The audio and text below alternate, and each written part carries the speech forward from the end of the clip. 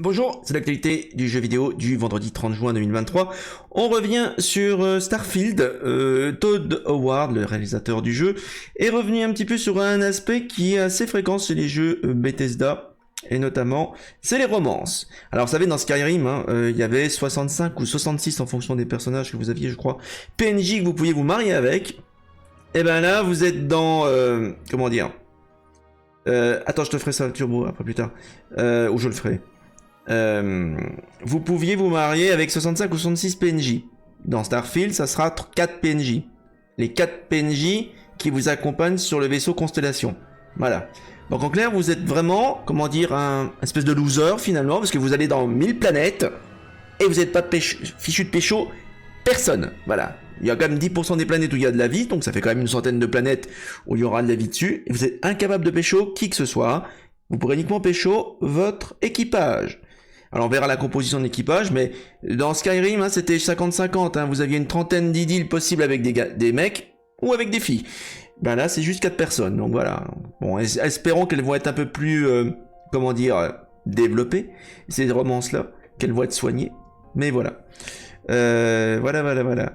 Qu'est-ce qu'on avait d'autre comme news aujourd'hui? Alors, oui, un jeu qui était sur DS, qui revient sur Nintendo Switch, mais également sur Steam PC.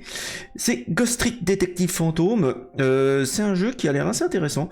Il va falloir peut-être qu'on se le fasse.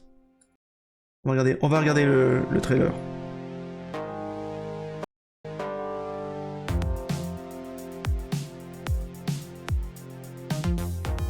En fait, on enquête sur des décès, quoi.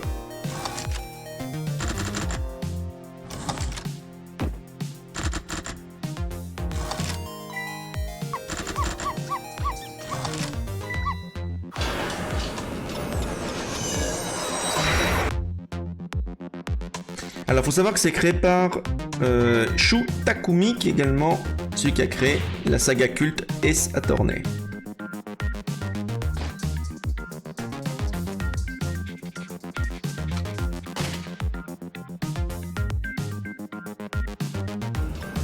Là, ils ont dégommé le chien.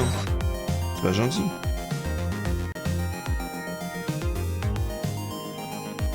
Donc visiblement, ils ont fait une version HD pour le PC et la Nintendo Switch.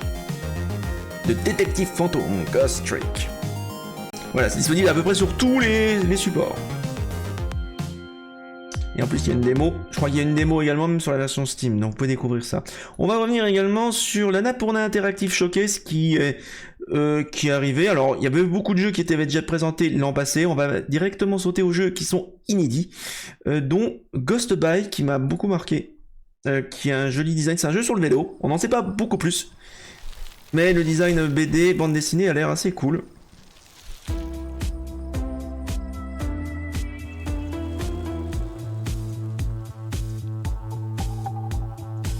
Salut Tario. Je sais pas s'il y a des dragons dans Starfield.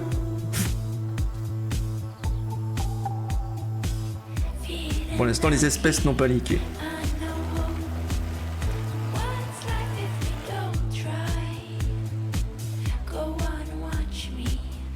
Il a l'air d'avoir une belle bande son, ce qui est important pour ce genre de jeu là. Alors visiblement, vous avez une espèce de fantôme attaché sur votre vélo.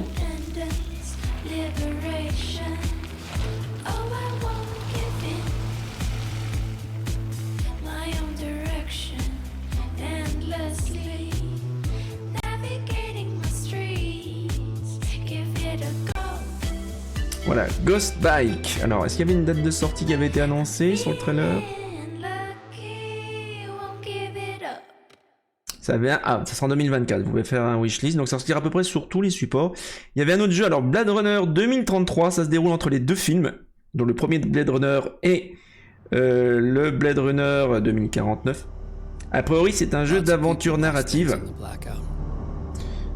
Je rappelle quand même que le dernier jeu, il me semble, qu'on avait connu Blade Runner, c'était il y a 25 ans, c'était en 97. Oui, 97, c'était